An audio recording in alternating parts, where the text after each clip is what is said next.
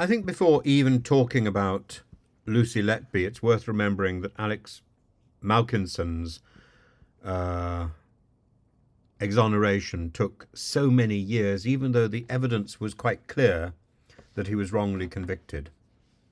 There's a defiance, it seems, in the British legal system that simply will not admit that it is wrong. And the Lucy Letby case has captivated public attention and raised profound questions about both justice and the failures of healthcare in the UK. And Letby, a former neonatal nurse, was convicted in 2023 of murdering 7 babies and attempting to murder 6 more during her time at the Countess of Chester Hospital. She's currently serving a 14 whole life prison term and has consistently maintained her innocence. Yet recent attempts to appeal her conviction have been dismissed. Doubts over her guilt persist despite that, and particularly among those concerned with the handling of the trial, the evidence presented, and the media narrative. So the sentence that she's got is enormous and would surely suggest that she must be guilty. And yet there is this persistence, there is this nag that there's something wrong.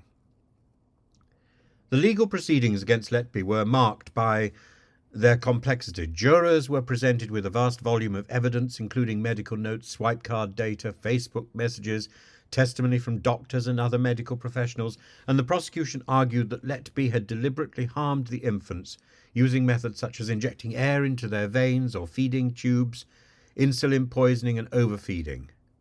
And central to the case was the assertion that Letby had been on shift for every unexplained death or collapse in the neonatal unit during the period in question. However, experts have pointed out potential flaws in the trial process and the interpretation of the evidence. For instance, some statisticians and medical professionals have questioned the reliance on patterns in Letby's shift timings as incriminating evidence.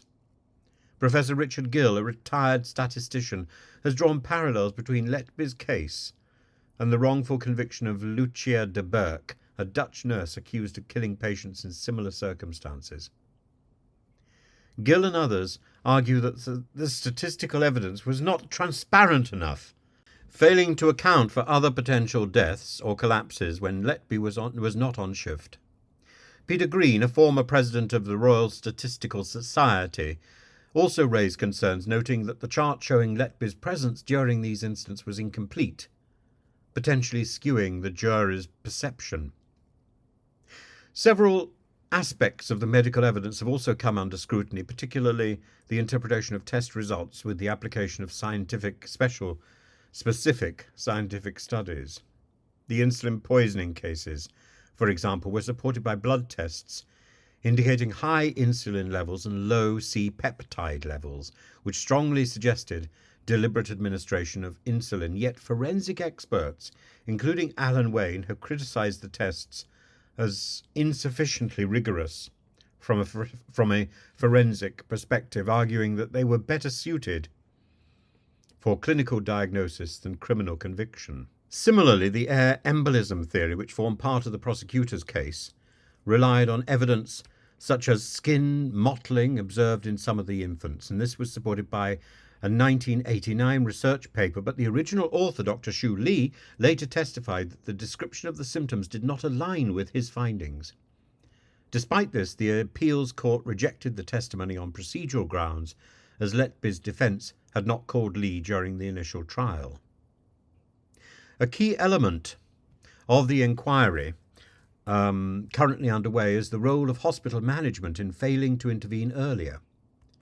Concerns about Letby's presence during the deaths were initially raised by senior doctors as early as 2015, but these were dismissed by hospital administrators. In fact, Letby was only removed from the neonatal unit after repeated concerns from multiple consultants.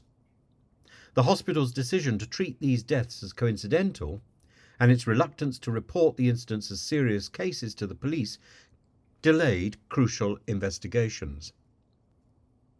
Junior doctors were frequently left to make critical decisions without adequate oversight, and the neonatal unit itself was isolated from the hospital's obstetrics department, further complicating communication and coverage. The trial's high-profile nature was compounded by intense media coverage.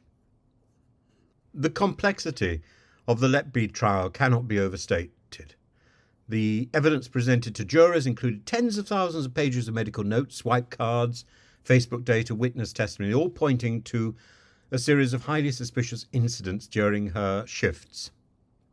Several aspects of the cases have fueled the argument that letby may be a victim of a miscarriage of justice, and a key piece of the prosecutor's case was statistical charts showing letby was on duty during each of the incidents under investigation. And critics have argued that the chart was misleading and ignored similar events when letby was not working. Moreover, the scientific evidence in the case has come under scrutiny. For instance, the insulin test results, one of the pieces of empirical evidence, were not as clear-cut as the prosecution suggested. Some experts, such as the forensic toxicologist Alan Wayne, have pointed out that the tests used to detect insulin poisoning were not suitable for forensic purposes and couldn't conclusively differentiate between synthetic insulin and naturally produced insulin. Similarly, the theory that letby injected babies with air through feeding tubes has been contested by other medical professionals who argue that the symptoms described could have been caused by alternative factors, such as the medical equipment being used at the time. Despite these doubts, 4 senior judges recently ruled that letby's convictions should stand, at least for now. They rejected the argument that media coverage had made it impossible for her to receive a fair trial, noting that the most inflammatory reporting occurred 10 months before her retrial. The judges also downplayed the impact of police and prosecution comments labelling letby as evil and cold-blooded, arguing that such emotive language is not unusual in cases of this nature. Nonetheless, letby's legal team, now led by Mark MacDonald, has raised concerns about the influence of pre-trial publicity, and there remains significant public interest in whether she actually received a fair hearing. The case also shines a light on broader systemic issues within the NHS and its governance. The neonatal unit at the Countess of Chester Hospital was understaffed, poorly managed, a fact highlighted by the ongoing public inquiry led by Lady Justice Kate Thirlwell. Concerns had been raised about letby as early as 2015, but hospital managers dismissed them as coincidences. It was only in 2017, after more babies had died or collapsed, that the police became involved. This echoes more other notorious cases of medical malpractice, such as the inquiry into the serial killer Harold Shipman, where systemic failures allowed a rogue individual to evade detection for years. Further complicating the narrative are questions about letby's character. Testimony from her colleagues paints a complex picture. Some describe her as meticulous and professional, while others found her cold and lacking in compassion. Letby's own handwritten notes, in which she wrote, "I am evil and I did this," were presented as a confession, but her defence argued that these were anguished writings of someone under extreme stress and not a literal admission of guilt. David Wilson, a criminologist who specialises in serial killers, has argued that these notes are more reflective of letby's mental state than any real intent. Looking ahead, the public inquiry will be critical in understanding how these tragic events were allowed to occur at all, but it will not address the core question of letby's guilt. The inquiry will likely reveal more about the hospital's failings, but for those questioning the convictions, this will not suffice. Letby's new legal team is building a case to take to the Criminal Cases Review Commission, and if they succeed in finding fresh evidence, the UK may be forced to reassess one of its most shocking criminal cases. The Lucy Letby case presents a deep conundrum. Is this an example of justice served? Or has the system, as in the case of Andrew Malkinson and others, battened down the hatches to protect itself from the embarrassment of a miscarriage of justice?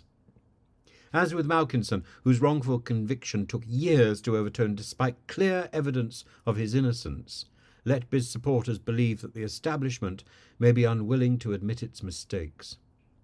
If the public inquiry and ongoing legal challenges reveal significant flaws in the original trials, it will be a damning indictment of the very institutions meant to protect the most vulnerable.